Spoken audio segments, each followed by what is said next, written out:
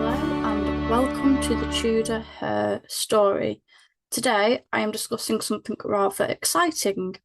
I am discussing the Katherine of Aragon Festival with Jackson van Uden.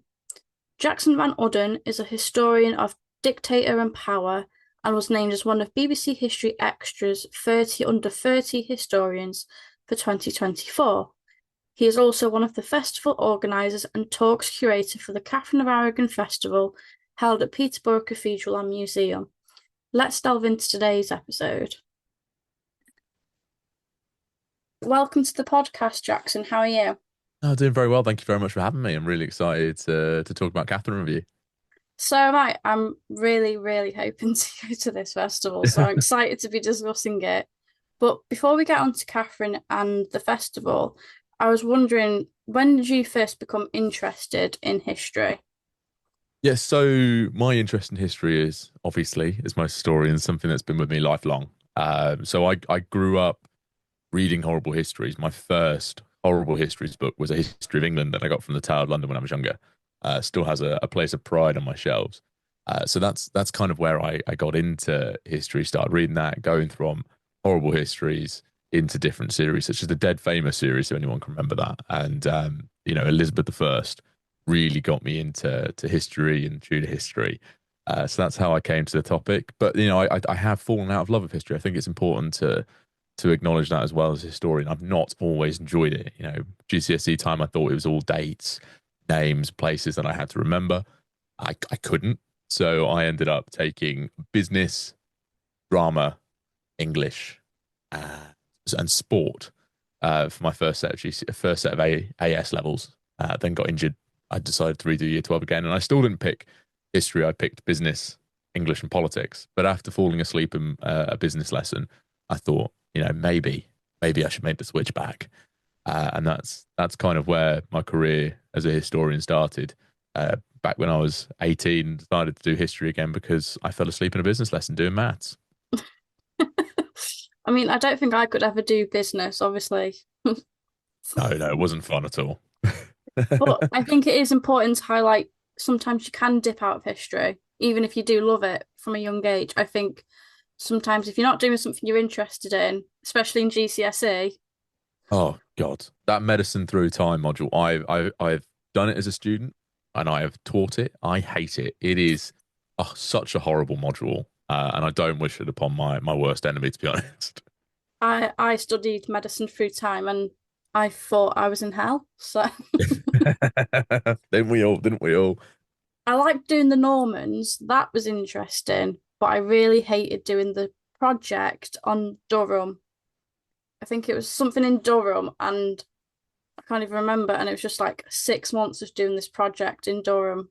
And I was like, Oh, that sounds really, really fun. Unfortunately for me, my A levels topics were Wars of the Roses, which I love, absolutely love.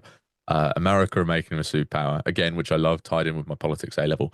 And then my coursework was on Russia, which eventually, led to me getting my specialism in dictators and totalitarianism. So, I'm immensely grateful for those topics.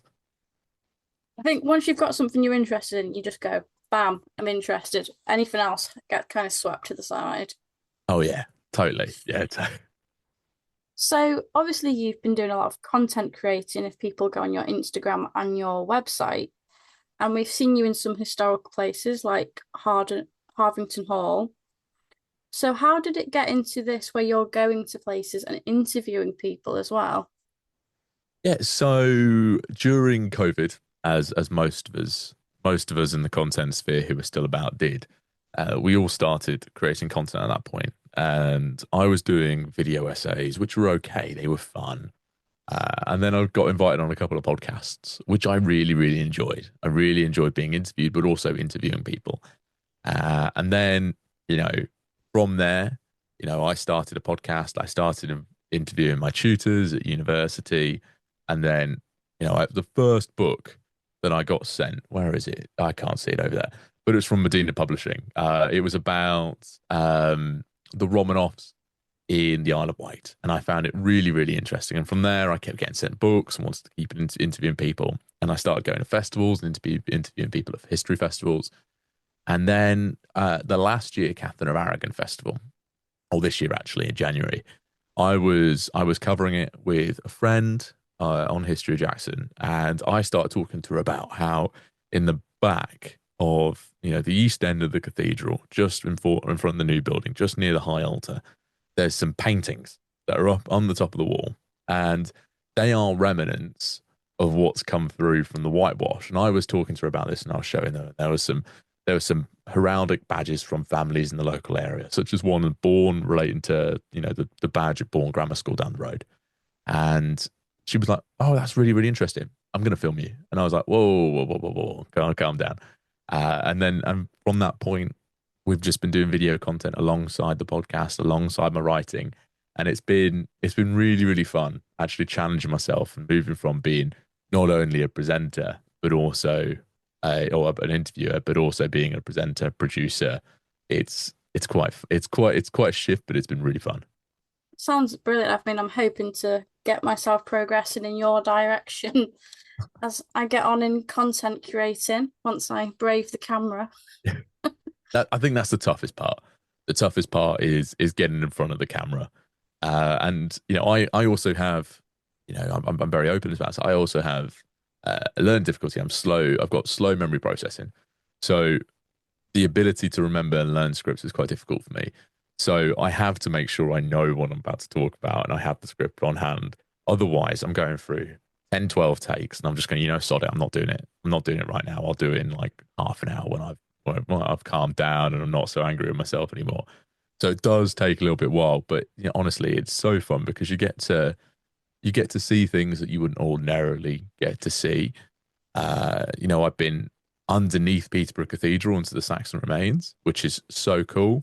And being at Harvington and getting to go to these places that people don't traditionally get to see and get into, it's such a cool job. And I know 6-year-old me would be looking at what I'm doing. That's so cool. And it really is. I mean, to go into the bottom of Peterborough Cathedral and be in the Saxon remains is truly incredible. Yeah, and it's amazing for someone who's grown up in Peterborough. I love the cathedral, and I didn't know that those remains were under there, and to be taken down there by Tim, the vice dean, with a load of other colleagues at the cathedral, it was an unbelievable experience. You know, I it kind of put into perspective how important these buildings are, but also how old they are.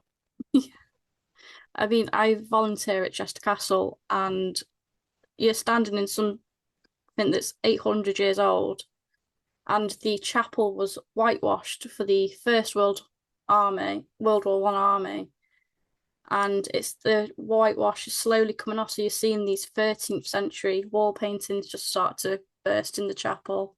Oh, that's amazing. It That's is. incredible. Yeah. It really is. I'm just like, and every time you go in, you see something a little bit more open up, and it's just like, wow, it's still there. And I think that's the great thing about history. I've got Longthorpe Tower near me, and I've gone in there quite a few times, and they whitewashed, during the I think post-medieval period, but they also did it for World War Two. And then when they put nails and stuff in the wall and they took the nails off, you've got these some of the best preserved wall paintings, medieval wall paintings, and they were just there under whitewash. And it's only because of things about World War Two they've begun to be exposed, and people began to study them. This is why history is important because it's all around us, and we need to understand it a bit more. Absolutely. And obviously, today we're talking about a wonderful festival happening next month. Gosh, that's come around very quickly. Don't do that to me. Yeah. So I thought, could you tell us briefly who Catherine of Aragon was and why we remember her today?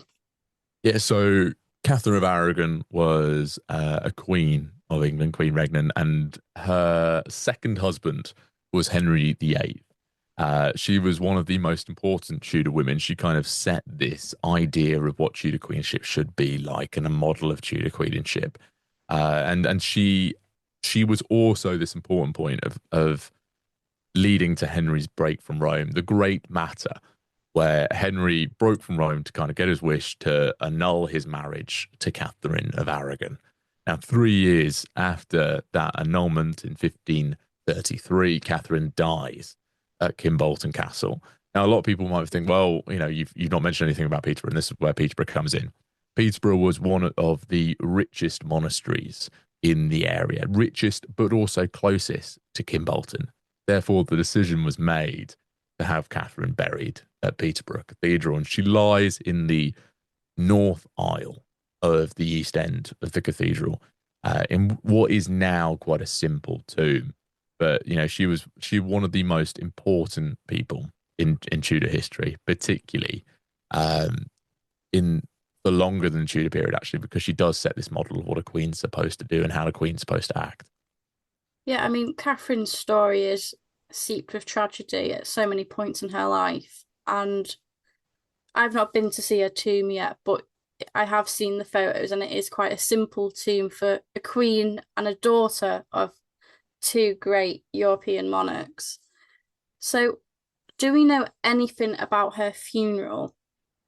Yes, so she was taken from Kimbolton to Peterborough with a stop off at Sawtry Abbey. Sawtry is now on the A1, so they came in through Peterborough that way. She was buried as a Princess Dowager of Wales at Peterborough Cathedral. A lot of men were in the funeral process. That's it.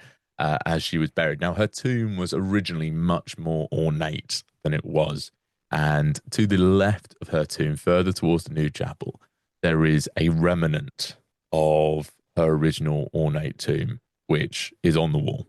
She was originally closer to where the high altar is now, but because of the English Civil War and Peterborough being a royalist stronghold, Cromwell and his troops ended up causing a lot of damage to the cathedral. The cloisters, the Lady Chapel were all dismantled, used to build Thorpe Hall. The wood in the Lady Chapel had to be used to fix the damaged stalls and choir stalls that they did. So a lot of damage, but part of that damage was also destroying elements of Catherine's tomb, because she was that example of ornate queenship, but also, it's a proper ornate religious tomb as well. So they had to destroy that. Also shows images of royalty, so that was destroyed.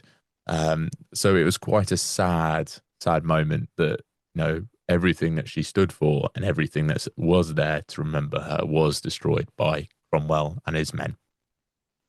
I mean, Cromwell's got so much to answer for, and it's not Thomas Cromwell.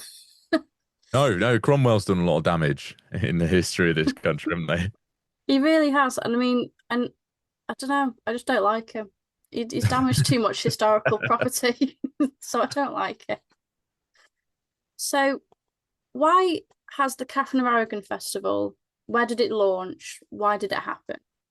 So the Katherine of Aragon Festival is going on longer than I can remember, and I've known it to be going on for nearly 20 years now. There's been some form of commemoration for Catherine since she died, and the festival has come out of that commemoration for Catherine. So, in some ways, it's probably one of the longest if not the oldest history festival in England. And, every year we have religious festivals that commemorate Catherine and Catherine's life. We have Catholic services, we have Mass, Compline, Vespers. This festival, at its heart, is not just a history festival, it is a religious celebration of Catherine. And to be celebrating Catherine's life for, or is it now, nearly 400 years, is really something. And we do work quite closely with the Catholic diocese as well, because they do a Catholic mass as well to commemorate Catherine's life. So, we do an awful lot, and it's been going on for so long now. I mean, I think that's really important for Catherine, especially who was Catholic, and obviously she died fighting for her beliefs essentially because she was Catholic. So I think it is wonderful that part is still celebrated because it's such a big part of her. Yeah, no, no, I totally agree that, I definitely found it important when we were organising it. I definitely felt that it was important, and we worked with the Catholic diocese. We work with the Spanish embassy as well to commemorate Catherine, because I think, yes, Peterborough, like Catherine is important to Peterborough, but Spain and Catholicism were important to Catherine. So it's important that they play a part in this festival, play a part in this commemoration as well. And, we also have pomegranate laying ceremony. People lay pomegranates during the ceremony. So we make sure that all parts of Catherine's life are commemorated during these services. I mean, I think that's just wonderful. I think it's so nice for a woman who was so discarded in the end as well. I think to think she's been celebrated 400 years later should be quite honoured, I think. Well, we like to think so. I think something for me that stood out since working at the Catherine of Aragon Festival and talking to lots of other people, when we're around the table and we're having these meetings in the infirmary's hall, we often refer to her, and you've probably heard me throughout this whole episode refer to her as Catherine, because in Peterborough she's our queen. She's important to us in Peterborough, and we all are essentially on first name basis with Catherine. Everyone in the city calls her Catherine. Even when I'm teaching, I refer to her as Catherine. And when I'm talking to friends, I refer to her as Catherine. So that's how important she is to Peterborough. And, this festival going like, I went 20 years ago, nearly 20 years ago now, and I'm now helping organize the festival. That just, for me, I think that kind of sums up how important Catherine is to Peterborough, because 20 years later, I'm still commemorating her life and I'm helping to do it in the best way that I possibly can. I mean, yeah, I think it's good that Catherine is so important to Peterborough. I think it's nice that she's not just another figure in the cathedral, because she's so much more than that. And I think again, it's incredible for you who has lived in Peterborough all your life to be helping out in this big event as well. Yeah, it's been really, I don't quite know how to put it into words actually, because when I was younger and I was going to the festival, going with school, I remember my drama teacher dressing up as Catherine for the festival. I have a signed book from Alison Weir here. I was at school, I couldn't go to the festival. My mum went to go and get the book for me when I was 10. You know, these kind of things have an impact on my career. And to be working with the cathedral and the museum on this, because I think it's important to, this is a collaborative festival. As someone who went to them as a child, it's really, really quite honoring. It's quite an honor really, because I get to contribute and try and offer opportunities to kids in Peterborough that I didn't have growing up either. Which is, not a lot of history came to Peterborough. So, to play a role in doing that is something that's, I think, honors Catherine even more, because she was one of the most learned women in Renaissance Europe, one of the most intelligent women in Renaissance Europe, and she made sure Mary was educated well. So, adding that element to it is also honoring Catherine in the best way possible. You just mentioned the museum there and how they're also playing a part in the festival for next year. What role are they playing in this festival? So, this festival is a collaborative effort between the cathedral and the museum. And a lot of the time, we look at history in Peterborough and we fail to see that it's all around us. And one of the organisations that is at the forefront of doing that is the museum. So the museum this year are holding their own talk on the Monday evening, the 27th.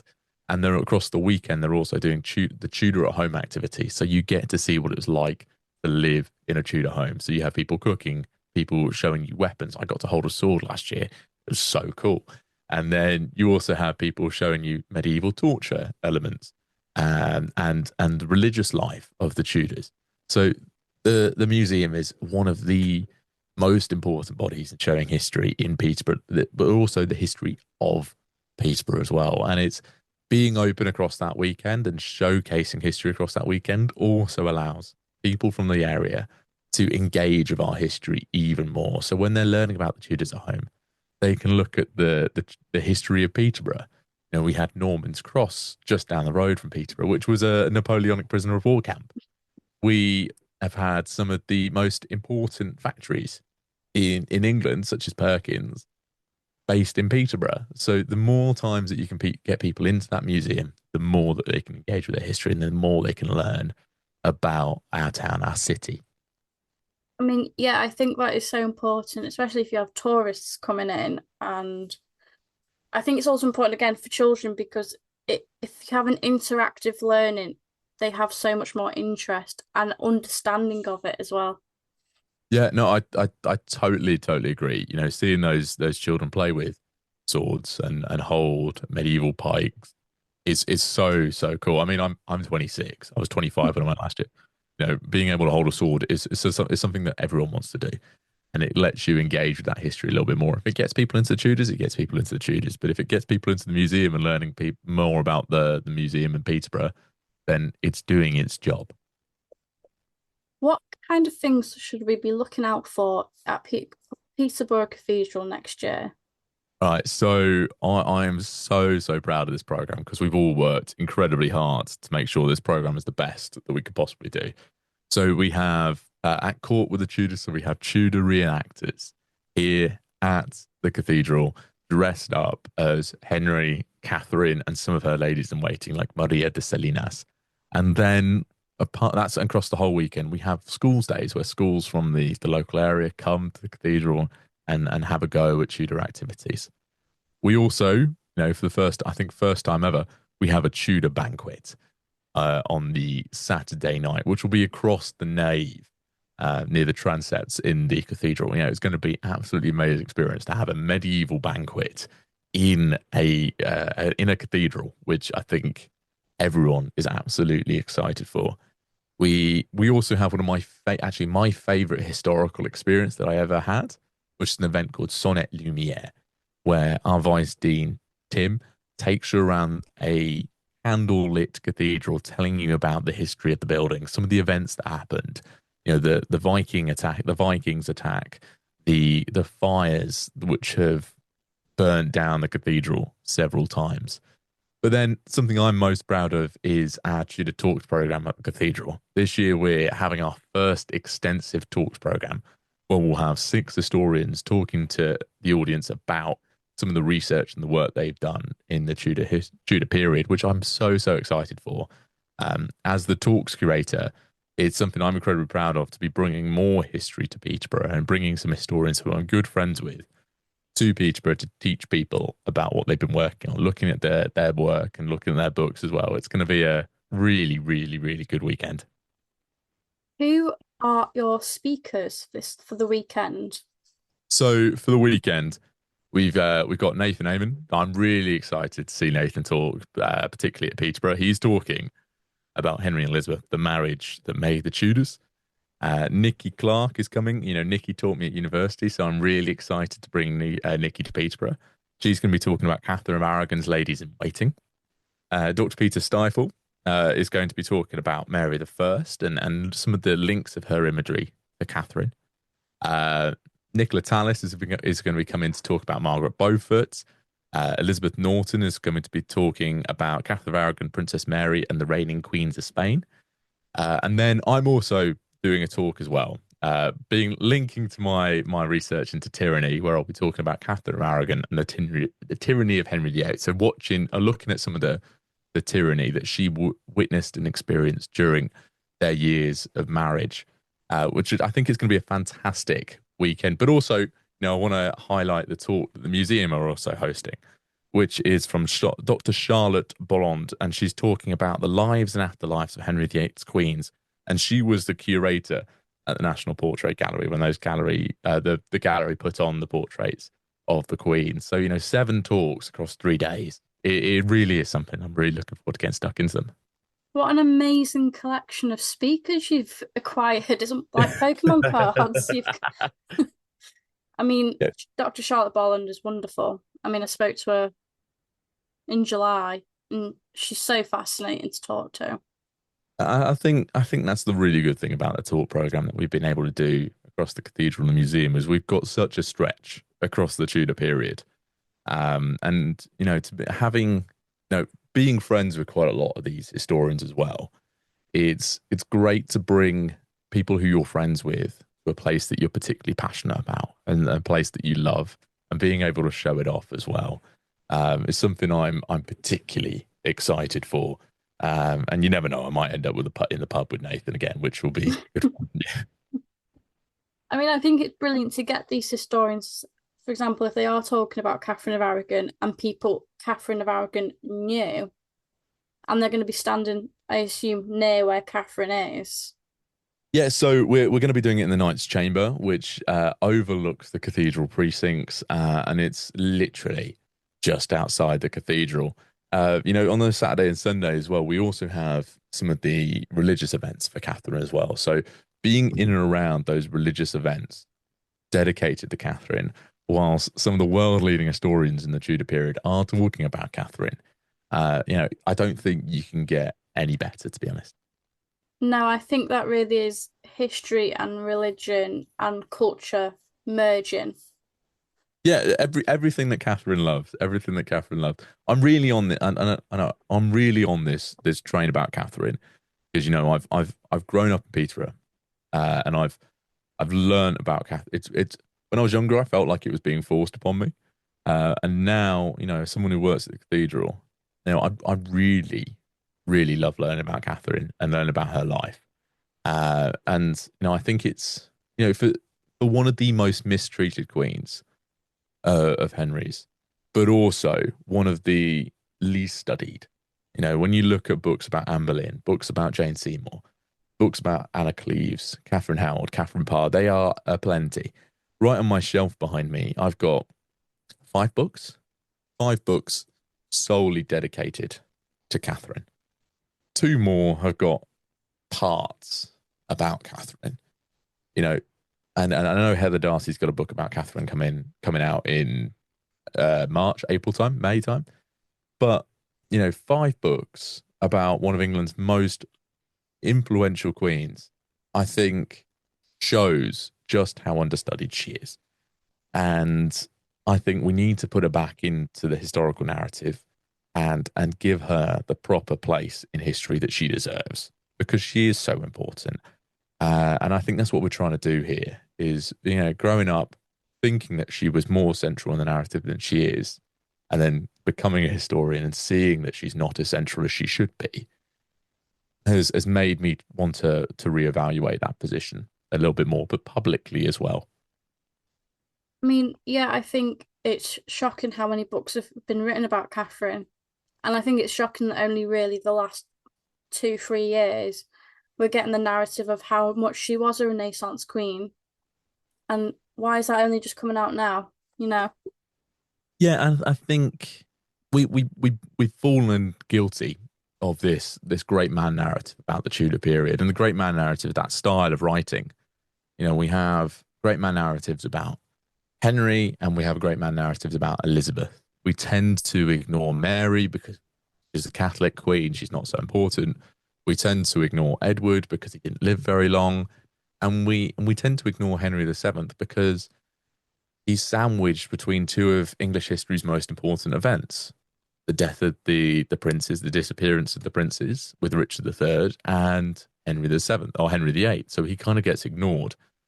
But that was also led to Henry's queens largely being ignored or being explored through the prism of Henry or being explored through the prism of their children, which has often led to us ignoring them or not looking at them properly. And I think it's important that we look at all of them properly in isolation as people.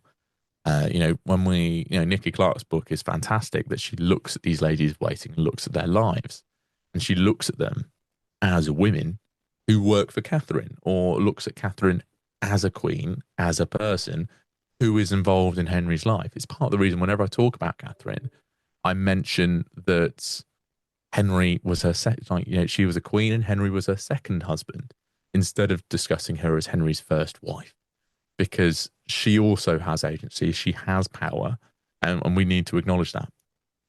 Yeah, no, completely. I think with all of the wives, but especially Catherine, is we need to see them as their own person. I think we need to stop going the six wives of Henry VIII. I think that needs to go. I hate saying the six wives of Henry VIII. And I think this narrative of Catherine being this dowdy Spanish figure when she was so much more than that, needs to stop as well. Oh, yeah, she was incredibly powerful, defeating James the Fifth at the Battle of Flodden, being an incredibly effective regent. These are things we need to talk about. She had so many miscarriages or children die young, and we don't talk about that. When we look at Henry and how he interacted with Catherine, he was so in love with her at the beginning of their marriage, probably for the first 10, 15, 20 years. Like, he's in love with Catherine. There's no doubt about that. And, it's only when he believes that God has not allowed him to have a boy do we begin to have those issues. And she's going through menopause. And, the way that he treats her is absolutely horrible. Acknowledging Henry Fitzroy and trying to make her acknowledge that, not particularly nice, whilst he was very discreet with his affairs, still supports Elizabeth Blount in quite a public way. Um, you know, Allowing Anne to act as queen before the annulment is finished, not very nice. Banning Mary and Catherine from talking to one another, not very nice. He makes these conscious decisions to treat her poorly. It is his fault of treating her poorly. She does nothing wrong within that. And she even begs for forgiveness and for him to take her back. And from that point of annulment in 1533, she lives another 2.5, 3 years. Uh, Henry could have waited. And not that he knew that she was ill, but, when with hindsight, you can see he could have waited and got what he wanted. And his attraction and his love for Anne was probably more lust, and it didn't last very long anyway. No, I think if I could go back in time, it'd be to punch Henry VIII right in the face.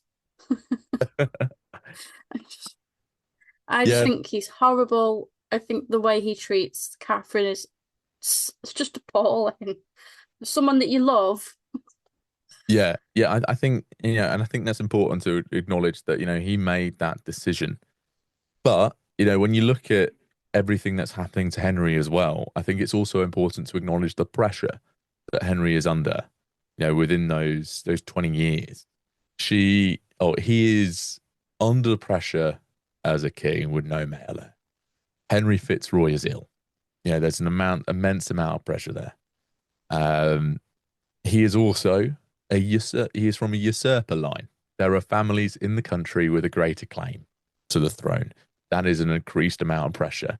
And as a second line of a usurper, you're not particularly solid at that point yet. He is getting ill. He's got the open wounds on his leg. You know, if I had an open wound on my leg, I wouldn't be the nicest. I would probably be quite angry. And there's a lot of pressure. There's factionalism in the court. I often try and acknowledge this. Henry's under a lot of pressure for someone who's not trained to be king. He was raised the Duke of York. He's not trained. Henry VII didn't give him very good royal apprenticeship. So he's bound to crack. But as a hopeless romantic, he also knows that he should have treated Catherine far, far better than he did. And I think you can see that with him consistently trying to find a queen who he can treat better. And, after the annulment to Anna Cleves, Henry treats Anne very, very nicely, puts her up in a nice house, gives her a decent amount of servants, invites her back to court frequently. You can see there's a tangible difference in the way that he treats someone. Yeah. So, if you can, what is the thing you're most looking forward to next year? Talks program for me, because I put such a lot of work in it with the team to ensure that these talks can go on and to begin this extensive talks program. I think that's what I'm most looking forward to, and for me to be friends with the speakers as well, and to be bringing them to Peterborough.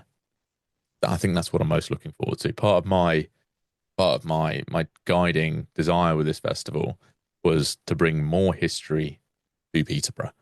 And I think we've successfully achieved that with our talks, and I'm really, really excited for that. I think that for me, that's the cherry on top of everything. I mean, I think the festival sounds wonderful, and I really hope I can come, and I hope many listeners can come as well. But before I let you go, I like to ask my guests five fun Tudor questions. Okay. Have you got a Tudor pet peeve? Oh, I think I think my Tudor pet peeve. I'm gonna have to go. I've mentioned already. We tend to ignore Catherine of Aragon. I think that's a top pet peeve. We tend to ignore her and not see her as important as she actually is. Yeah, no, 100% agree. Have you got a favorite book? It can be fiction or non-fiction. All right, I'm gonna give you. I'll probably give you two. I'll Yeah. give you two. So I've already mentioned the first one, Henry VIII, King of Court. I got it when I was 10. Mum's gone down to Waterstones to get it signed by Alison Weir. I think that's as my Tudor book, that's got to be my one. Love that book. It's come everywhere with me. Personally, is 1984. I love 1984. I collect covers of the book. I think it's a fantastic book. You know, top notch. Favorite book. Have you got a favorite historical building aside from Peterborough Cathedral? Oh, that was mean. That was mean. Oh, you put me on the spot now. Oh, uh, so there's the Guild Hall in Peterborough. Um, I've grown up with this building most of my life. It's in the middle of Peterborough in Cathedral Square. It's got all these arches underneath. Used to be allowed up on top of it, inside it. So it's kind of a building on stilts. It's absolutely incredible, and I really want to go inside, but I've not been able to yet. So yeah, I'm gonna have to go with the Guildhall because you took my favourite building away. Have you got a favorite Tudor figure after Catherine of Aragon? Ah, do you know what? I'm gonna buck the trend of Tudor historians. I'm probably gonna get told off now. It's Henry, actually. I I think personally, whilst he was an absolute nut job, having read about Henry, him loving sports, loving art, loving reading, I actually think I would have got on with Henry quite well, because I love sports. I love sports. Some of the sports that he liked doing, I quite liked doing. So, I think I would have got on with him quite well. And to be able to debate some of those matters, philosophical matters, talk about government and talk about religion. I actually quite like Henry, and I'm going to buck the trend there, but some people might tell me off. Have you got a favorite history fact? Oh, oh, yes, yes. So my favorite fact is there was, and I wrote my first book on this. So it's the 1953 conference on totalitarianism. Several of the participants had weird deaths, and the weirdest death is one of their bathrobes caught on fire, and they died from that. Oh, Yep. Yeah, someone died in a plane crash. It's a very, very weird set of deaths for a conference on totalitarianism. So someone must have annoyed someone somewhere. that is very interesting and a very different fact to what people usually give. So, thank you for a different fact. No, that's all right. Thank you very much. Thank you very much for coming on and discussing the wonderful festival. No, thank you very much for having me. I really, really enjoyed the opportunity to talk about it. If you enjoyed this episode and you loved all the others, please take the time to rate and review the show.